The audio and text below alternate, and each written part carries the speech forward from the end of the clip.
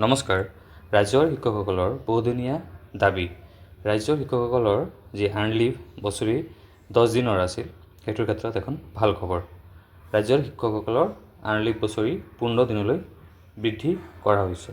পূৰ্বে বছৰি 10 দিনৰ আৰ্ণ লিভ পাইছিল শিক্ষকসকলে আৰু এইটো ঘোষণা আজি মুখ্যমন্ত্ৰী ডক্টৰ হিমন্ত বিশ্ব শৰ্মা ছাৰে কৰে। অসমৰ শিক্ষকসকলৰ বাবে এটা ভাল খবৰ আছে।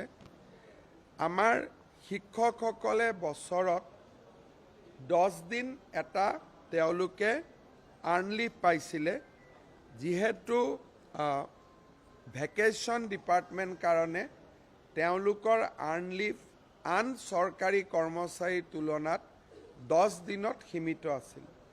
আজি আমি ৰাজ্যৰ শিক্ষকসকলক তেওঁলোকৰ আৰ্ণ লিভ বছৰত 10 দিনৰ জেগাত 15 দিনলৈ বৃদ্ধি কৰোঁ। আমাৰ সদৌ অসম কৰ্মচাৰী পৰিষদ আৰু ৰাজ্যৰ শিক্ষক সংগঠনসমূহৰ এটা বহুদিনীয়া দাবী আছিল। আমি এখন কমিটি গঠন কৰি দিছিলোঁ।